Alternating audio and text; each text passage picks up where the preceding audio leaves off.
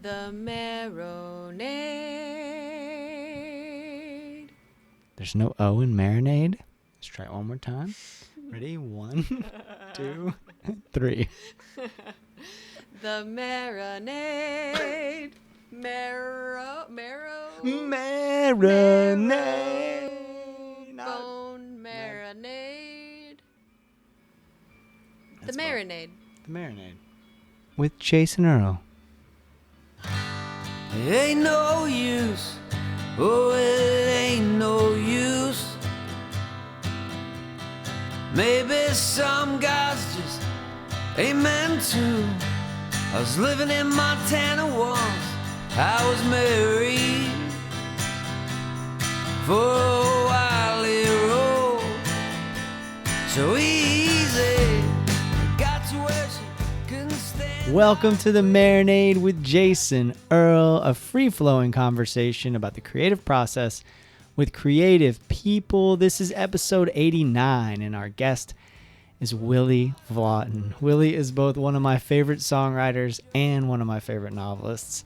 His musical work includes excellent records as frontman of the band Richmond Fontaine and also recent wonderful albums as the primary songwriter for the band the Delines. His excellent novels include The Motel Life, which was adapted to a film starring Emile Hirsch, Stephen Dorff, and Dakota Fanning, Northline, Lean on Pete, The Free, Don't Skip Out on Me, which is one of my all-time favorite novels, and his most recent book, The Night Always Comes, which is one of my favorite things I've read in a long, long time. Y'all, this was an enormous thrill for me. I've spent countless hours listening to Willy's records and reading his words.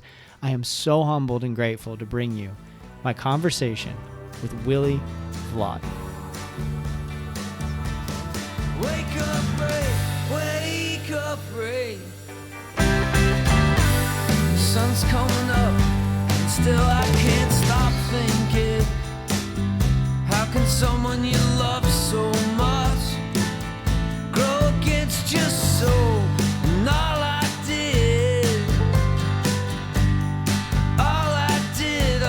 did is try to toe that line. Oh, dope. All right, cool.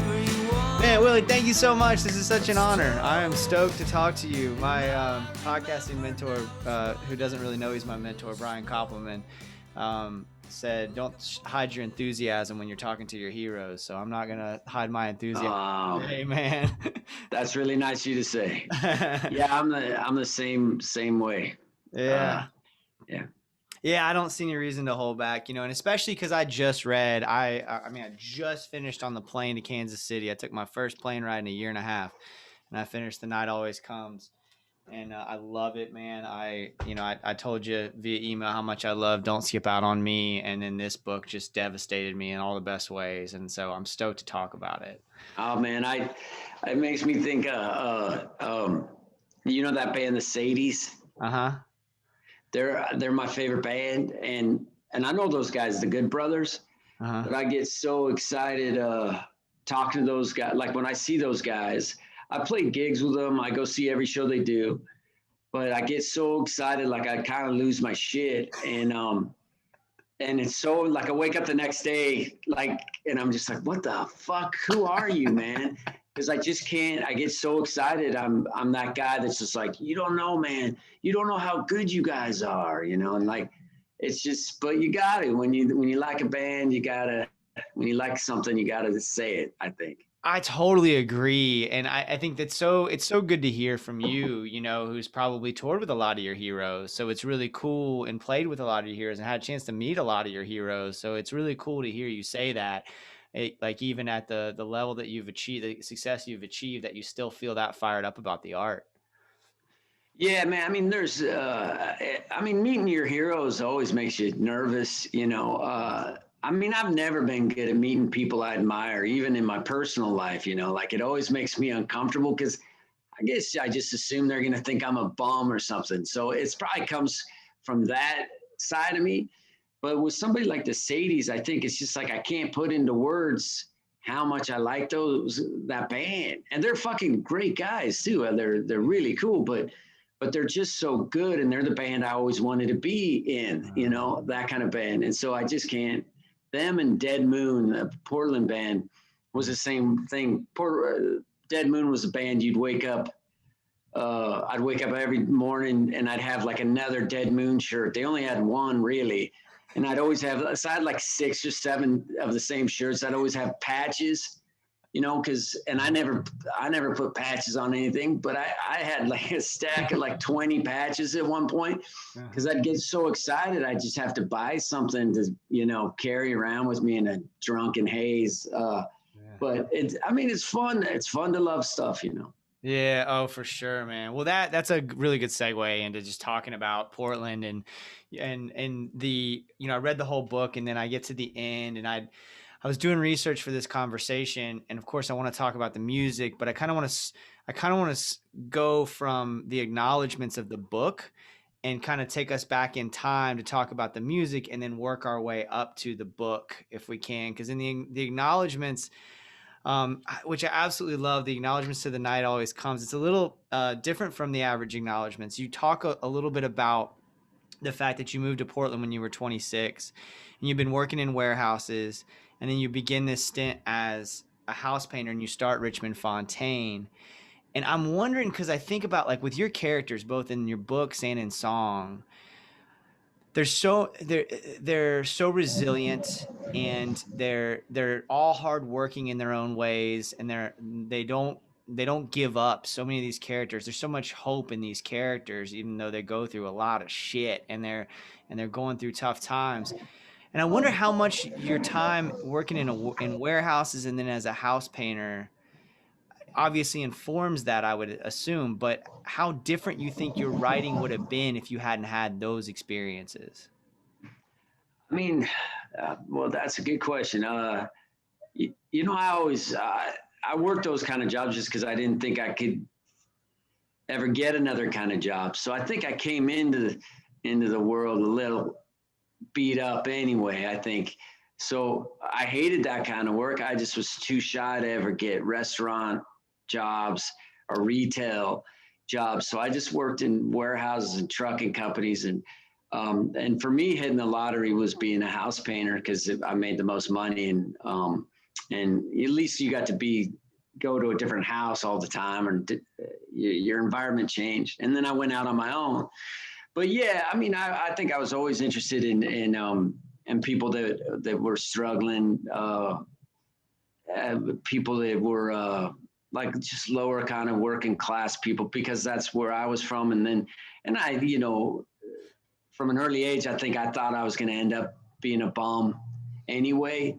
And so those kind of people always were the ones that interest me, because I think my whole life I spent half of me trying to destroy myself, and the other half saying, dude, don't destroy yourself. Are you crazy? Right. So I've always, when I was younger, I was more dramatic that way, on that fence line of to give up or not to give up. So I always had that big edge on me. But yeah, I would assume, you know, the jobs I had filter into it, just because that's all I ever did is work those kind of jobs. So it just filters into your writing. Why did you think that? That's so interesting to me, man, especially just seeing what you've accomplished now. Like, why did you have that mentality? Where does that come from, that you, at the time as a young person, thought you were going to be a bum? I mean, I don't know, man. I mean, that's just like in my DNA. I mean, you know, it's a lot of family stuff probably, and all that, that I don't really want to get into. Yeah, sure. But I think one of the things is I grew up in Reno. And at the time, Reno was a real kind of dying casino town. This was, you know, by the time I was, I guess, 18, 19, Indian casinos had just started. So the Indian casinos in Washington, Oregon, and California started taking all the gamblers out of Reno.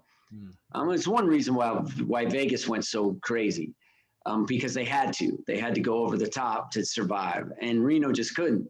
So when I grew up, Reno was starting to fade as a casino town. So it was getting really dodgy downtown. And it was also a place where a lot of men, like alcoholic and gambleaholic men, would finally end up in Reno. And they'd live in these weekly motels. and kind of one step away from being homeless. And so I grew up seeing a lot of those guys. And part of me thought it was romantic that they gave up. Part of me assumed that that was going to be me. And then, like I said, part of me was scared shitless because I was kind of raised like you just work and work and work and work. So I think seeing it too, I saw an avenue of like escapism. You know, by the time I'm 17, I was going into like old man bars just because, and drinking with old men just because I thought, I mean, I looked like I was fucking 12. I don't know what they were letting me in, but I was just interested in talking to them. And, you know, with that age, I thought it was romantic a little bit, but not like in the Charles Bukowski sense. It was just like, I was just like, oh, they've already given up. Man, that's cool. And, you know, as you get older, you sit next to a 40-year-old guy who's lived in a bar. When you're 16, 17, you think he's cool. You do that at 30 and you go, man, this guy's a bum. What the fuck is he spending his life in a bar for? Mm-hmm. So yeah, man, I was always, you know, playing with that little snake of, you know, self-destructive or giving up before I even tried, really. Were you picking up your pen at all at that time? Were you writing at all? I mean, I wrote songs since I was 10, 11, like obsessively kind of 10 or 11. And it wasn't until I was 18. I was never very good at, I guess I should say that I started playing guitar because my brother told me, he goes, man, you're such a depressed little dude. You know, my brother wrote songs and stuff. He goes, well, you should write songs about it. And so he got my mom to buy me a left-handed guitar because I was a lefty, like a real hardcore lefty. I couldn't play his guitar. And, or I gave up, I should say. And then, you know, I just started writing songs after songs, but like I said, man, I was really shy. Like I was almost too shy to go to school. And I did, so in a weird way, being in a band saved my life because it forces you to make a fool out of yourself in front of other people. But it about killed me. I didn't think I could write stories because I wasn't a great student and I'd never done anything remarkable in life. You know, I lived with my mom and my brother, and none of us were that remarkable. And and at that age, I thought you had to be really remarkable, you know, like either been kidnapped or was like in the Marines, like special forces, or in the CIA to write, or a genius. And I was obviously none of those. And then about 18, I just started, I read a guy named Raymond Carver, and well, it's a little before that I started writing, but then I read Carver, and Carver wrote about failed men, just like guys, not dramatically failed like Bukowski, but just guys that kind of have their women kind of take care or pay the bills and keep their shit together, and the guys just kind of fall apart around them. And I was like, Jesus, I know those stories.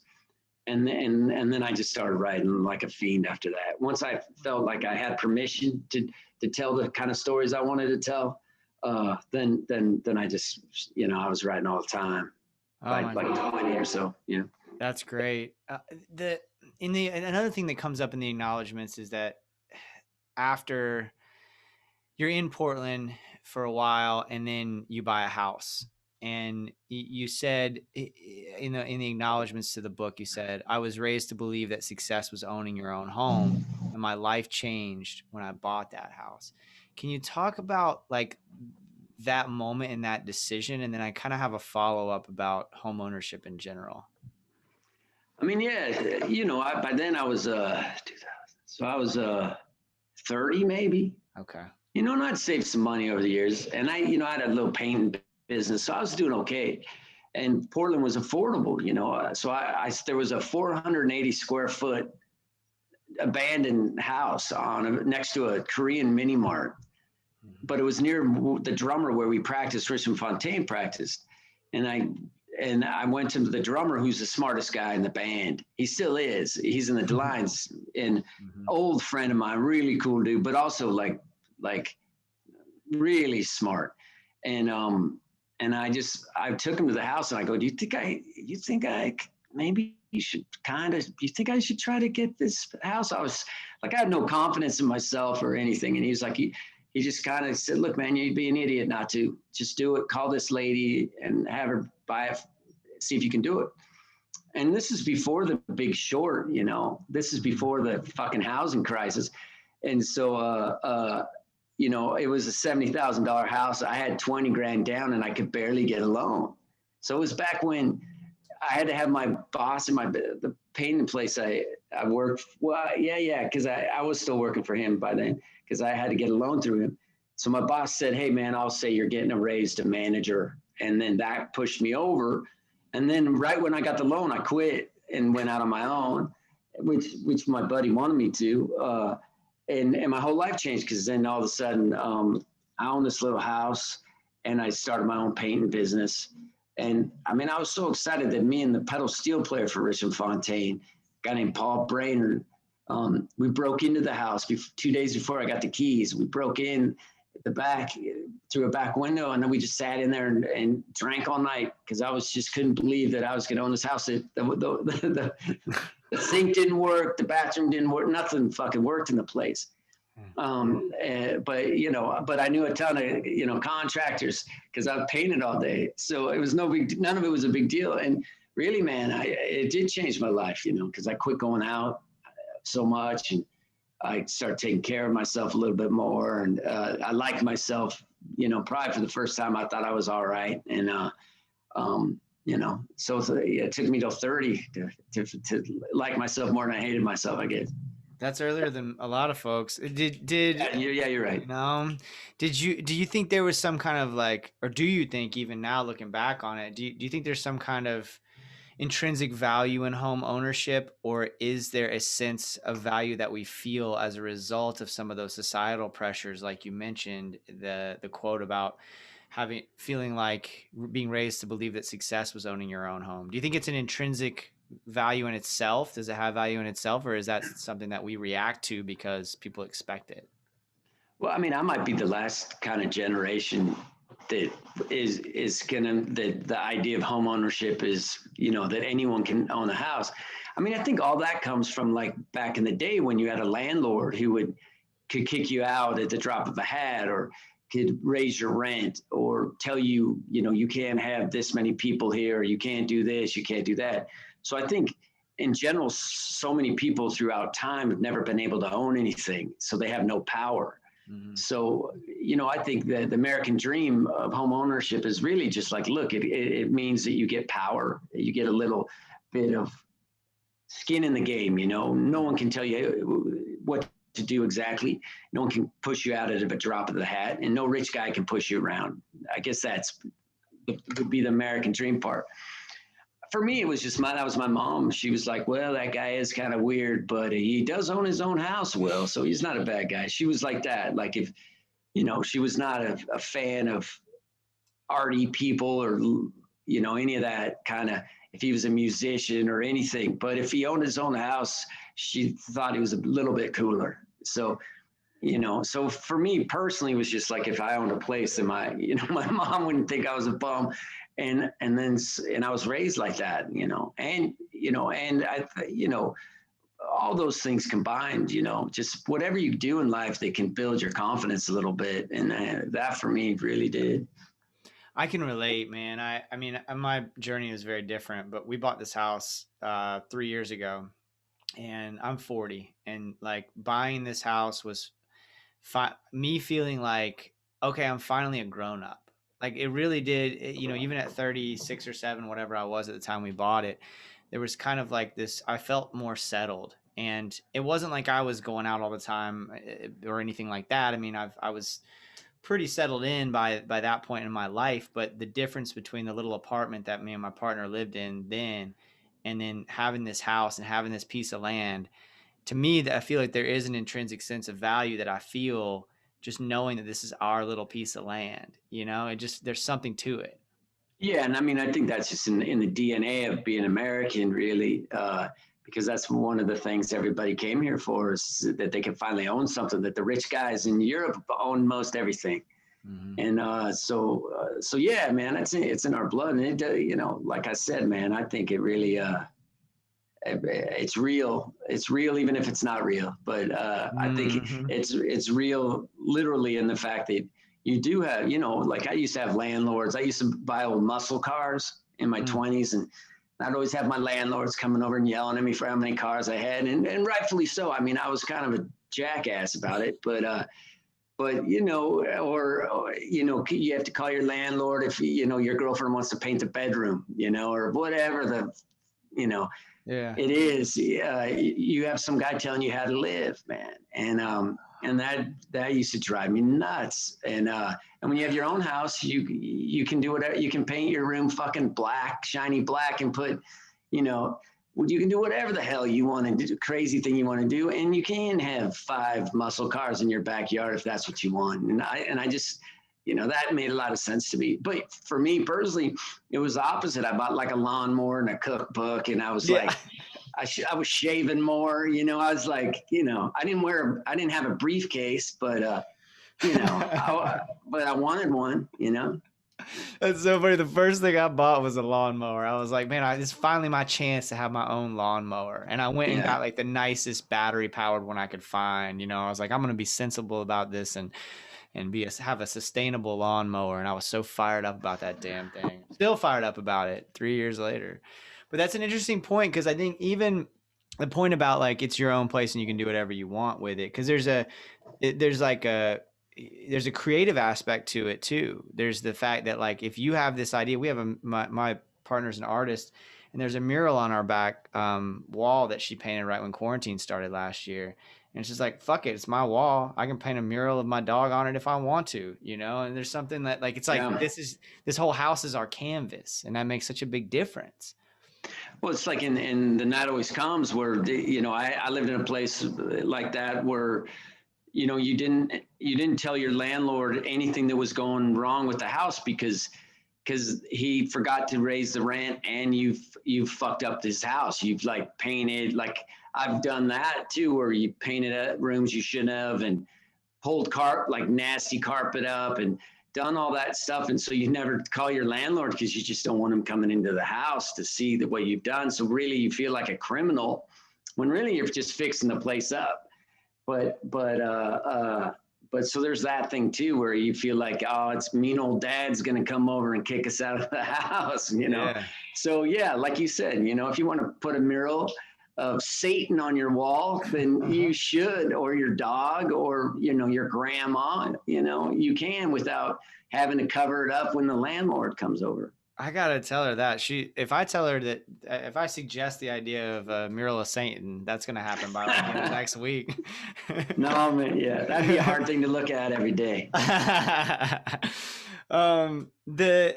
I'm curious about that time, because if I've got my timeline right, Richmond Fontaine's together through quite a few years before you buy that house, right? Like. Yeah, man. We were together 5 or 6 years. And, you know,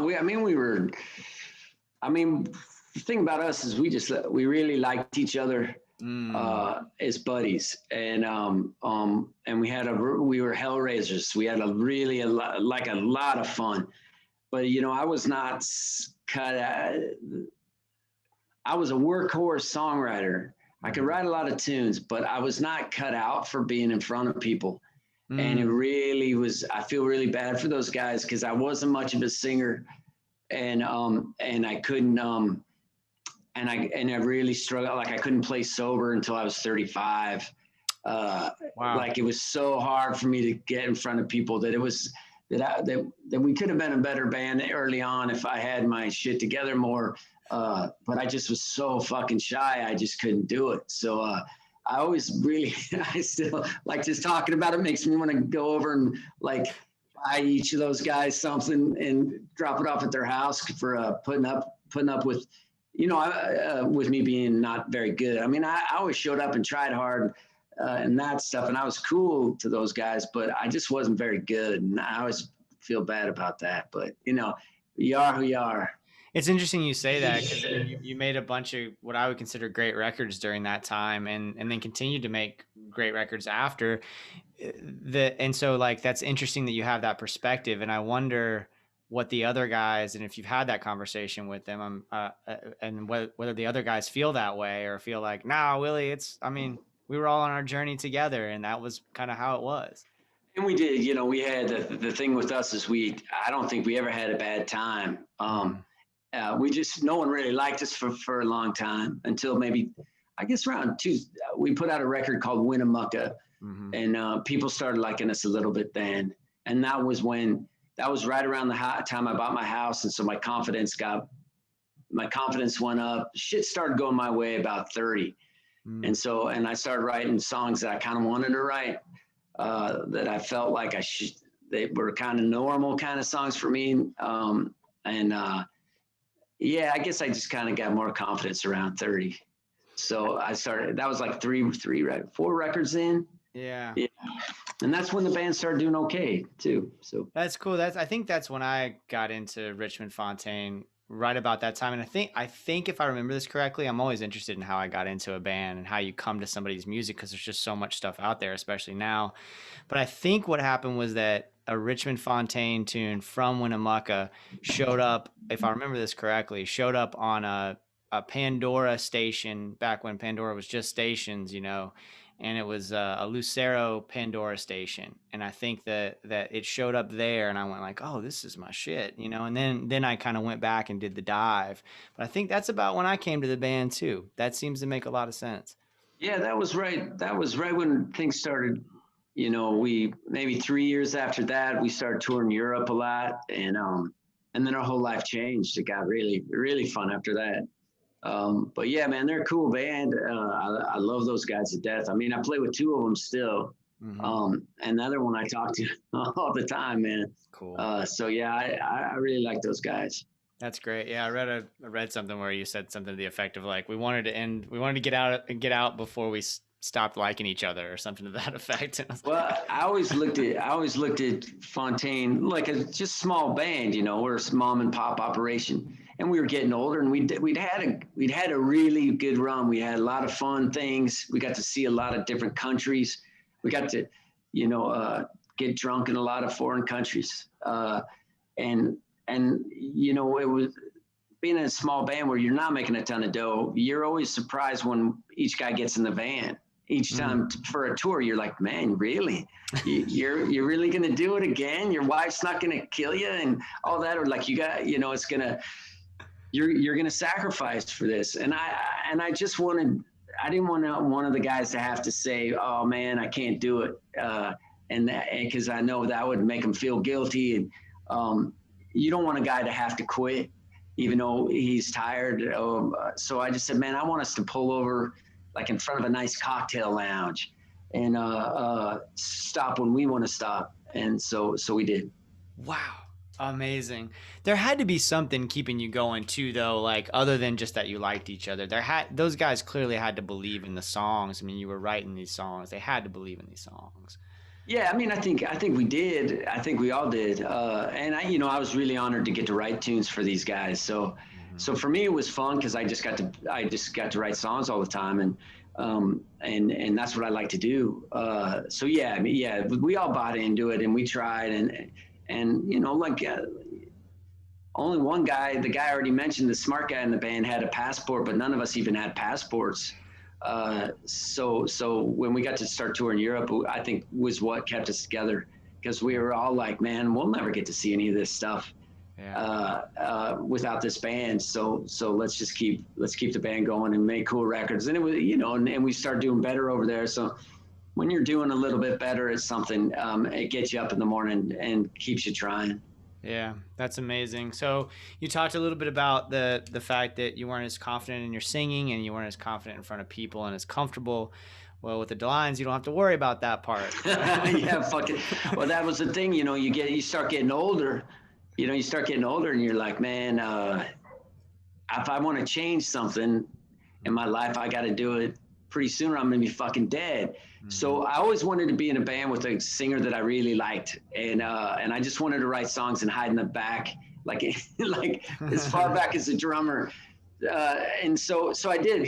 There was a band called the Damnations out of Austin, Texas, that I loved, and we toured with once, and it was Amy Boone and her sister Deborah Kelly, and they played. Both of them sang on, or actually Deborah just sang on a couple Fontaine records.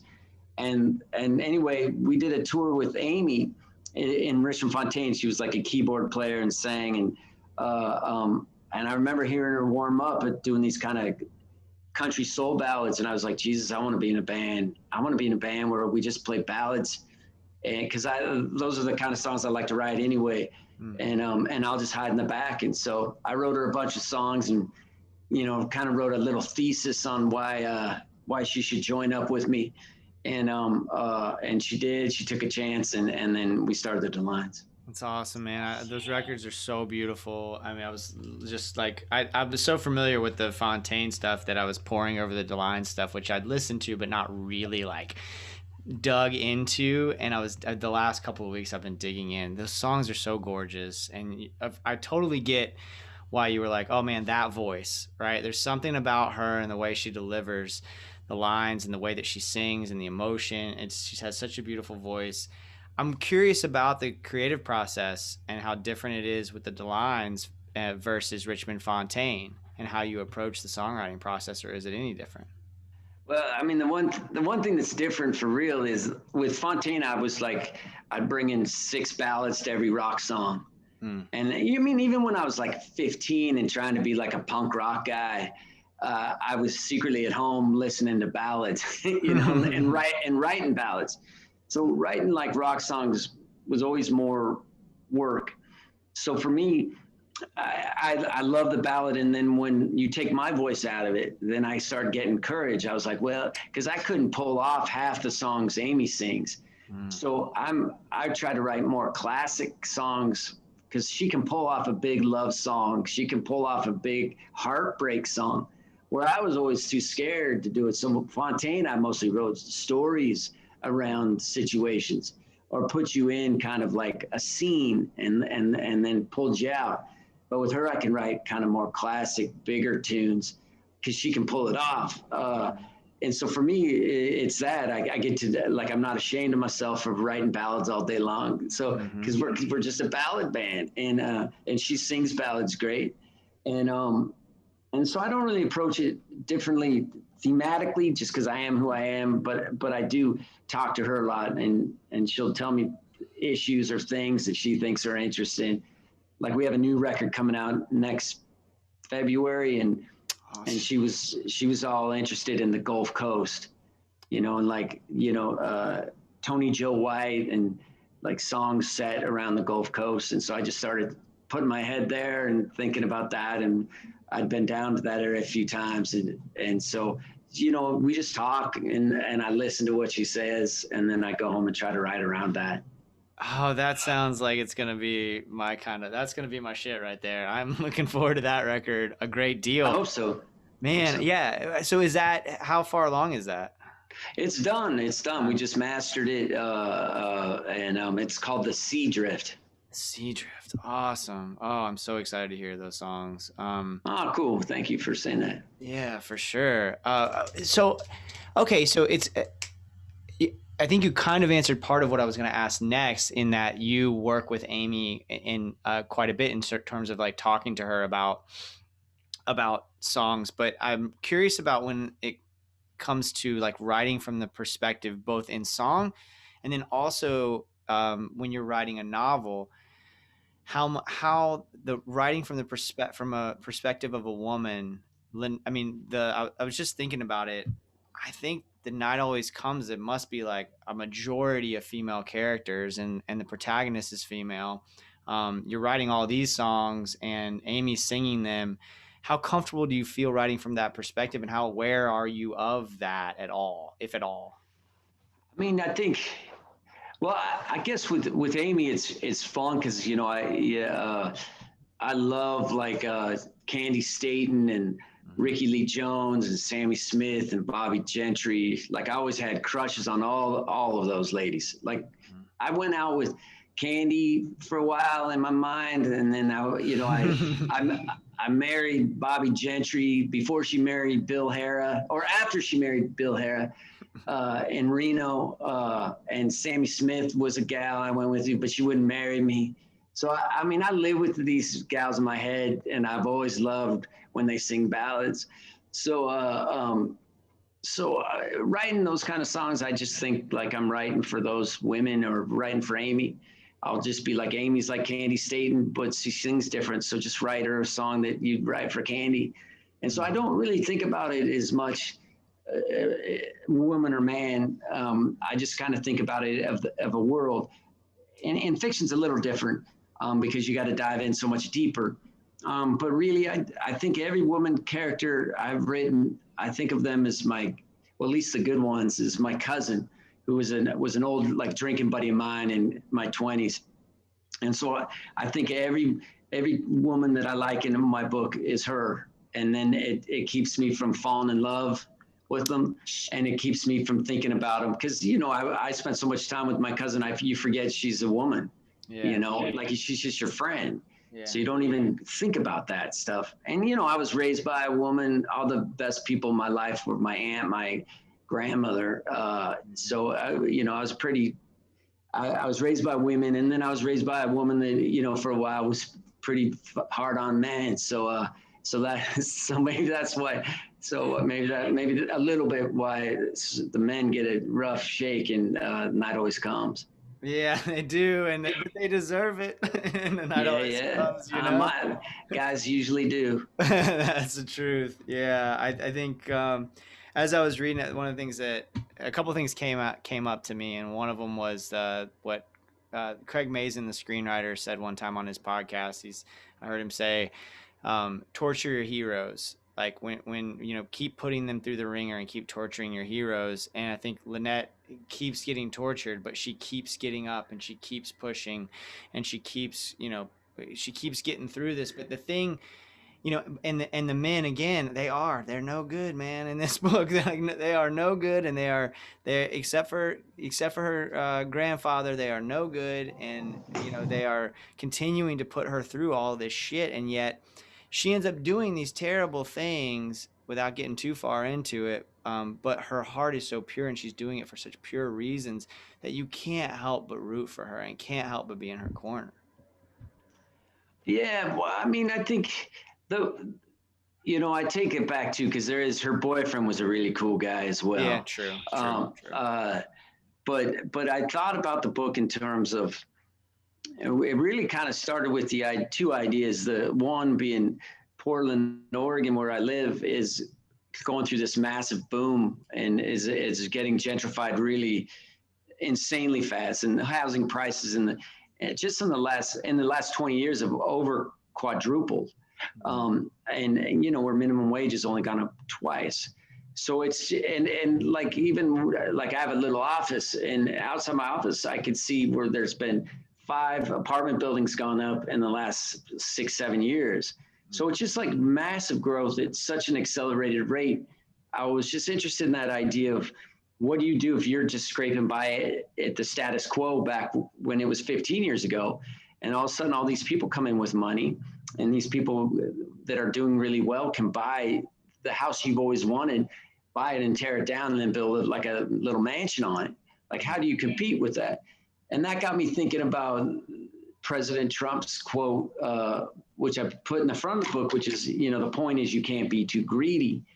And he was speaking in terms of business deals, but I think so much of our country is based on that, like big business guys saying, man, we just got to make more money. It's all about the shareholders.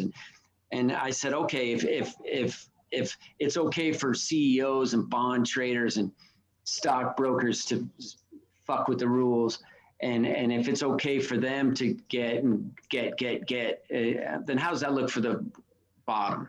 If you say greed is good and capitalism just straight out the gun is fucking great for a blanket statement for all humanity, then this is how it looks at the bottom. And so a lot of the men she meets in that night are just different variations on greed, and that idea of trickle down greed, like good old Reagan's, trickle down, economy, where you're gonna, the rich guys it'll trickle off the sweat of their brow, and the poor guys will get to catch it, and they'll get a few bucks.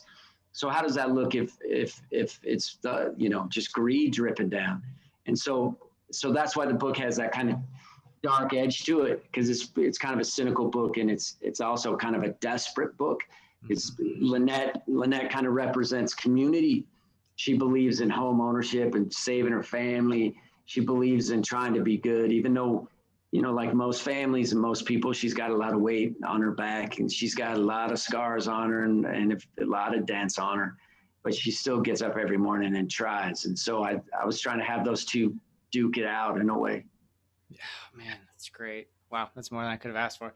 So what is the process for you writing when you sit down to write a novel? Can we get kind of granular on that and like because you've got these other creative outlets. So like, are you getting up and writing every day? Are you writing in spurts? Like what does the process look like for you when you're writing a novel?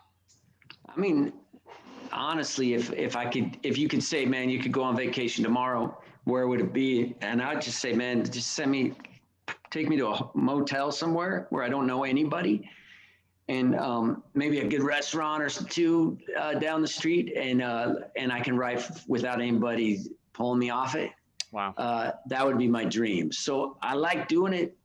And if I can do it every day, all day long, I would do it. You know, life gets in the way. Being in a mom and pop band's really tough because you have to do so much of the heavy lifting, and small time band, and touring, of course, screws you up. But really, I just get up every day, and if my life doesn't get in the way, I like writing. Mm-hmm. So usually I'll start like over a cup of coffee. I could tell you the night always comes. Like before I start the book, I could say, man, this is what's generally going to happen. And it usually stays about like 90% like that. And then I fill in all the blanks, like the little stuff along the way.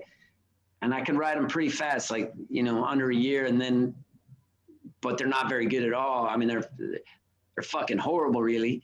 And then I spend 2.5 years, and I go through it, and I go through it, and I go through it. I maybe edit, like this one, I cut out 200 pages and edited maybe 14, 15 serious times before I even showed it to anybody. So I really go over them just because that's the way I feel best about doing it. And then I send it out, and then I do more edits off that. So you know, the thing with writing novels is it's like fucking digging a ditch, man. And it takes a long time. It's like digging a ditch and you don't know where you're going exactly. And so it just takes time. So that's the problem with writing novels. It just takes so much time. Yeah. Well, in this one, in the acknowledgments, again, going back to the acknowledgments that spurred so many questions for me, you said for such a short book, it sure took a long time. Did it take longer than you expected, or did it take longer than normal? Well, what happened is I just took a wrong turn. You know, it happened in Don't Skip Out of Me too.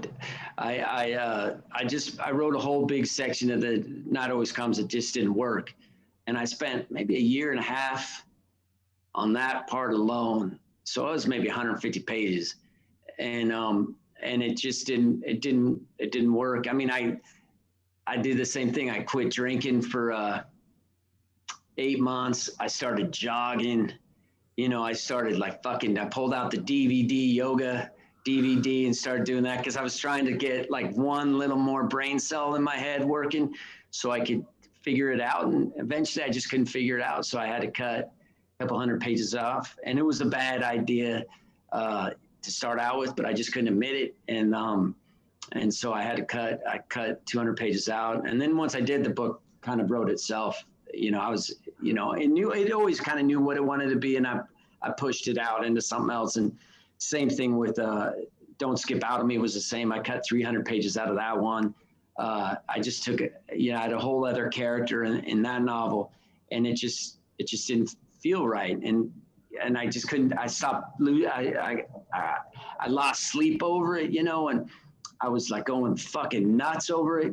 And we were on the road, and I showed my drummer, the guy I keep mentioning, Sean, the smart guy. I showed him, I go, look at my hand's shaking. I think I'm having a nervous breakdown. He goes, man, your hand's not shaking. And he goes, well, what's wrong, man? Are you really I go, I think I'm having a heart attack, man. And he's like, really? You know, he started getting kind of worried about me. And he's like, well, what's wrong, man? What are you feeling like? And I go, what? And he goes, what's going on? And I said, well, I think I have to cut 300 pages out of my book.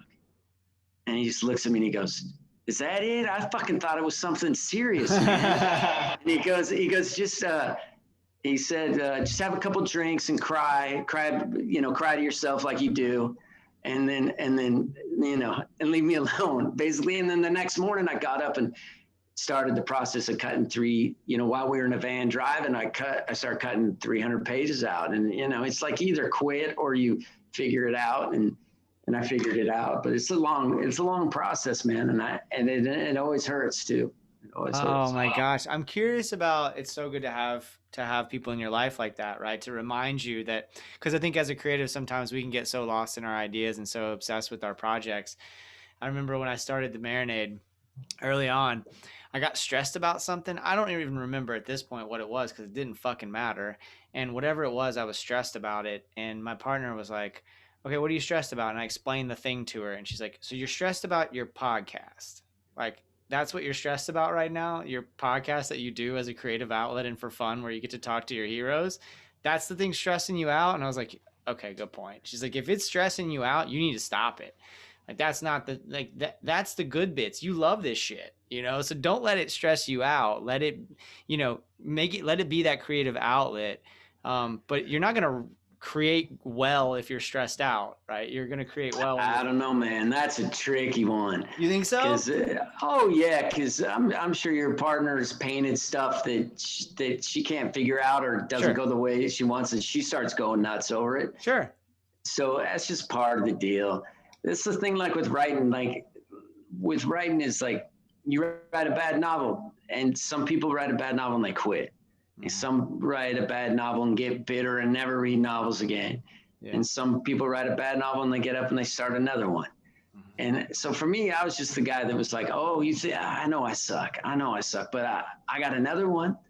And so I just never quit. So I think it's normal to get stressed. Like you get stressed at your podcast because you want it to be better than it is. Yeah. So you get stressed and pissed at yourself, or you buy a better mic or better headphones, or you learn how to interview better, or whatever it is. It's the same thing in any art, like you realize you're not a good singer, so you start singing differently, or you write songs that fit your voice, that sort of thing. You just kind of, you change it and edit it to where it works, or you hope so. But yeah. I mean, the whole thing, making stuff, if you care about it, it'll drive you nuts. No, that's true. It's a good point. I guess what I'm trying to get at is the idea that, like, it's so fulfilling that if you get too far down that road of getting frustrated or getting upset about it, that it's going to end up being counterproductive. Of course you should care about it. I guess my point is, like, at some point you need your drummer to say, hey man, let go, right? Like, let go of whatever it is you needed to let go of. Go have your cry. And if we have those people in our lives and we have those moments, we're able to get to that next step. Yeah, I mean, it is ridiculous, like somebody crying over, years worth of, like, writing a story, what'd you do today, man? I lived in, I might as well be fucking mainlining heroin because I just disappear. I'm in these different worlds, like long extended periods of time. So yeah, it's not like you lost a patient, it's not like you killed a horse by misdiagnosing it or something like that. It's none of that. It's just still fucking hurts though. And it's important. Yeah. It's still important. Yeah. It still hurts. Yeah. But you're right. It's always good. It's always good to have someone just say, like, dude, you're just making up stories. Lighten up, man. Well, it's interesting that you brought up the crying thing. Cause like, I just went, my sister-in-law's wedding was last weekend, and I officiated her wedding, and it was in Kansas City. I live in Orlando. And I finished The Night Always Comes as the plane was landing. So the plane's landing in Kansas City. I'm headed to the rehearsal right after this. It's my first time officiating a wedding. I've got this big day ahead of me the next day. And context, I think, is always important when you're consuming art. But as I'm the plane's landing, I finished the book, and tears just start. The book really moved me, and tears just start welling up. And in that moment, I just wanted to be like, everyone, you should be experiencing this with me right now. I just felt like I wanted to scream, I wish you could all be in this book with me right now, because it's so beautiful and it's so well done, Willy, and I just am crazy about it.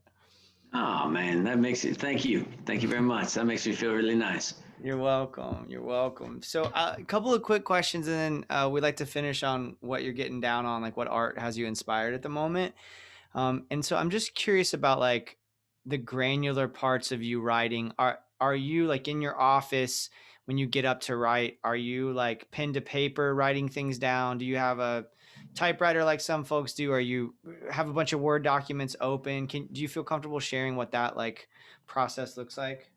I mean, I write, back in the day, I wrote longhand, but I edit so much that it was really a struggle. And then, I bought one of the first little computers, like personal computers, so I could write on a computer. So I just write on a laptop, man. It's like, I was thinking about that today because I was listening to interviews with Jim Harrison, the writer. I don't know if you've read him, man. And I really like Jim Harrison. He's really funny, but he would write longhand. And he wrote a novella called, I think it was called Legends of the Fall, where he changed one sentence. That's it. And he's not really a blowhard. I think he's serious. So he wrote, I think it's a novella. So it's like 91 pages or something like that. And he wrote the whole thing, changed one sentence, and it was done. And and I'm not like that. So computer saves my ass. So I just edit on computer. Usually I work one story at a time. Okay. I don't jump around a whole lot. That's interesting. The other question I had was about that editing process is how much do you think it would be? It sounds like you write a whole lot and edit a whole lot from what I understood before you bring it to anybody at all.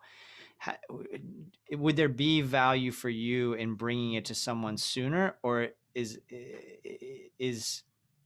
what you have going now what you need in order to be able to finish the work? Well, like if I showed my wife 50 pages of a book, say, and she goes, man, I really don't like that guy, Bob. He's an awful guy. I wish, and she would just say it like that. And then I'd go back, and Bob, maybe at a page 75, he just blows up into something completely different. And and become this focal point of the novel, maybe. I'd cut him out just to make her happy. You know what I mean? So like if someone says, oh, I don't like Rochelle, or whatever it is, or I don't like that, that car or whatever, generally I'd probably cut it out. And if I like the person, and that's just kind of the way I am. So that's why I don't show anybody anything. Yeah. So, cause I want it to be nailed down, and I want to know why I do everything in the book, why every character's there. And I want to know them from up and down and on all sides of them. So then when I show it, so I show it to you and you'll go like, why'd you do this? Then I can say because of this, this, this, and this. And I could be wrong. And I sometimes, even at that, after editing that much, sometimes I miss some big stuff, but generally I have it pretty dialed in. And then, so then when there's fixes that I understand what they want fixed, and it's a lot easier. So, it's just, I wrote a novel, part of the Lynette being a baker is because my wife was a baker, and I wanted to write this thing for part of the bacon part for her.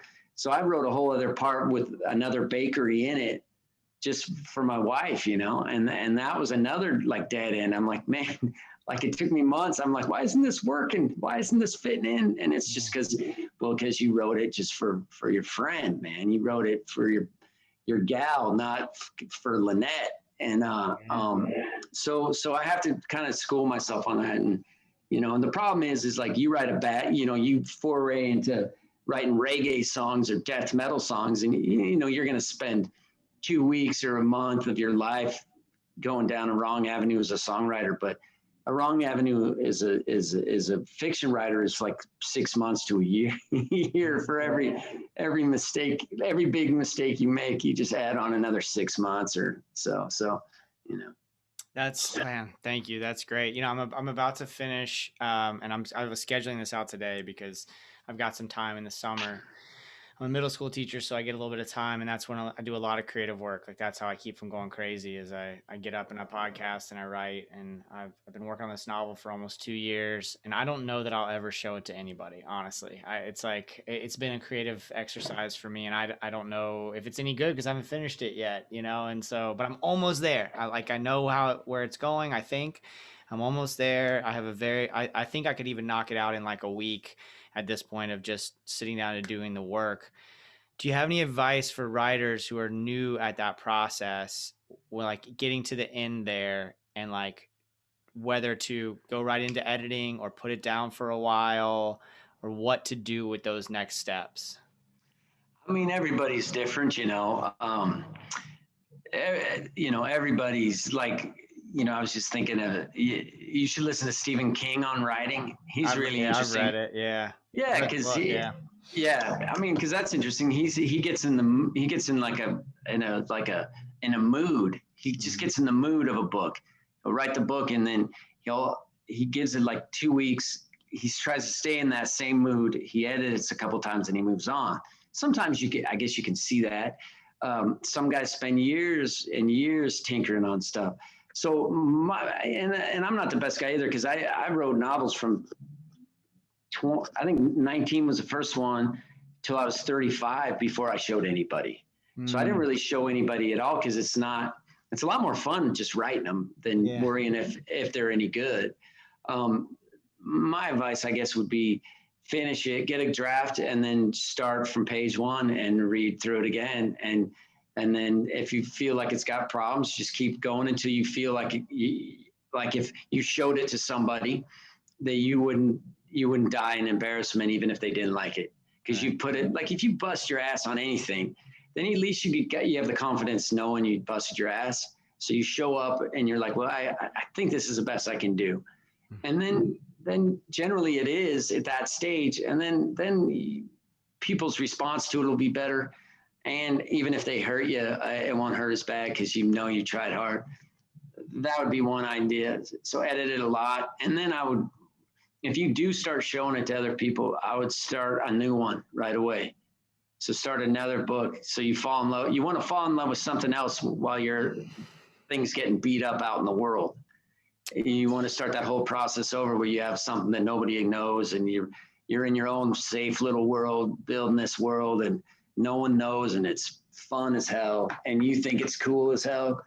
And while your other one's getting, beat up with sledgehammers and getting shot at in the real world, you move on. So, wow, that's incredible advice. Thank you. This has been amazing, Willy. We always end on what you're getting down on. Is there a record or a book or painting you've seen recently, like any art that has you fired up at the moment? I mean, I just started a book the other night called Night Dogs by Ken Anderson, and it's a book about a 70s Portland cop that's, I think, pretty cool. I've been reading for whatever reason, I've been reading a lot of like hobo literature and noir literature. But Night Dogs seems like it's going to be a good one. I'm trying to think, listening wise, man, I've just been listening to ambient stuff. Ambient stuff. The Delines just did a soundtrack to The Night Always Comes, and it's coming out in Europe. And so I just been listening to a lot of like ambient stuff, but I've been listening to a lot of Kamasi Washington, because he just makes me feel good, and Thundercat. I like both those guys, just because they grew up together, and they're and they're such good players, and they just seem like such cool dudes. And so I just live in this kind of false reality where all those guys are, like I just drive around listening to Kamasi Washington. Plus, Kamasi Washington looks so cool. Yeah. And that, like the Epic. Is it Epic or The Epic? But it's such a great record. And Thundercat's just crazy as hell, and I love his stuff too. So I've been listening to that. but mostly just ambient stuff. Like I listen to a lot of like Nick Cave and Warren Ellis soundtracks, and but sadly I haven't been listening to much else. It's interesting, and this only happened during the pandemic. You're the third or fourth songwriter I've talked to who said they've been listening to ambient music, and then I never heard that before, and I hear it all the time now. Yeah, I've always been a real sucker for instrumental music, and that's why Fontaine had so much instrumental stuff, because I used to bring in so much instrumental stuff, and between bringing instrumentals and ballads, I'm surprised those guys didn't fucking kill me. Because for years I used to bring in like songs with 7 verses with no chorus, like and they'd be going, okay, where's the catchy part? Yeah. And I go, man, who cares about the catchy part? And of course, and then you go play that gig that night, and there's 7 people there, and they're like, see, this is why there's 7 people here, because you're telling this crazy story about a guy getting locked in the trunk of a car, and no, it's not catchy. But yeah, I mean, maybe if you're interviewing older guys too, I think as you get older, you like that ambient stuff just because it feels good. And I mean, I think part of me, the older I get, the more like loud rock just doesn't work for me, because man, my head's so fucking worried about so many different things.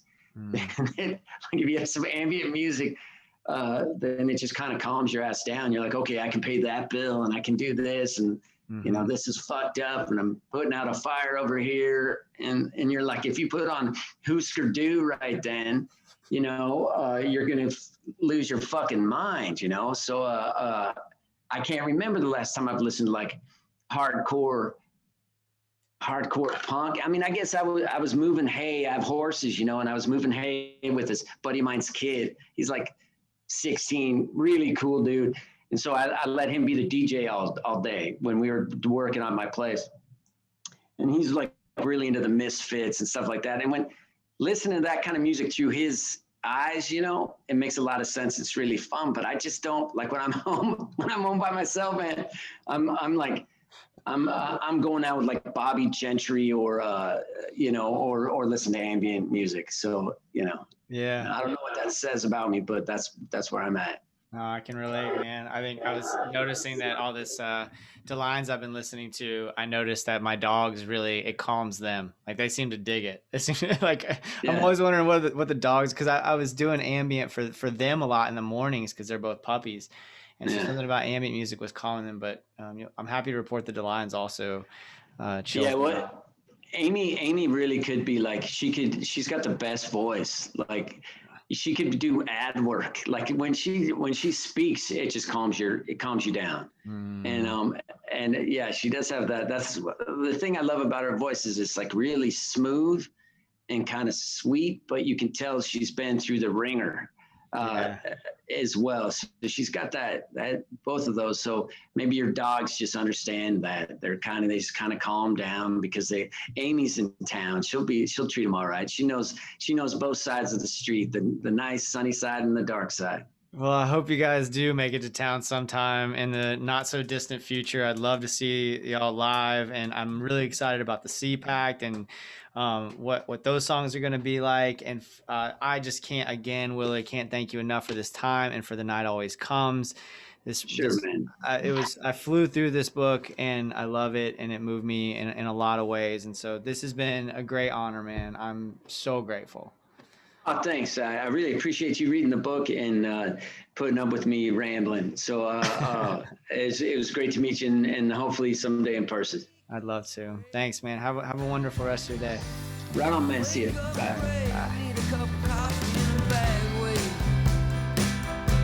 This town's done nothing, it's clear. But try to do us. Willy Vlautin, y'all. Thank you so much, Willy. Thank all of you for listening. I can't overstate what an honor it was to speak with Willy Vlautin. This was a huge thrill. Special thanks to Ben Montgomery from the Records Revisited podcast for helping make this happen. WillyVlautin.com for all things Willy. Buy his records, buy his books. You will not regret doing either or both of those things. MarinadePodcast.com for all things The Marinade, including written pieces, photography, our online store, and more. Follow us on Instagram and Twitter. We love interacting with fans over there.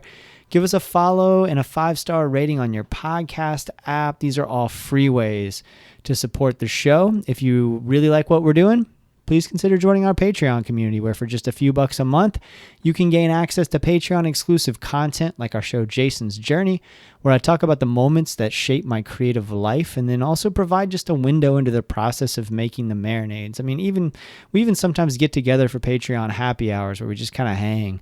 It's a really good time. Come join us if you can. If not, just tell friends about the show and keep listening, y'all. Keep listening and spreading the word. I appreciate each and every one of you who spend some time with the show. All right, y'all, it's time for what I'm getting down on, this segment of the show where I talk about the art that is inspiring me at the moment. Jerry David DeSica has a record that came out last year and is finally getting its physical release coming up very soon. It's called The Unlikely Optimist and His Domestic Adventures. I sat down with Jerry to have a wide-ranging conversation about that record, about his experiences touring early on, about the amazing characters he's worked with, and so much more. We had a blast. Stay tuned for both of those coming soon.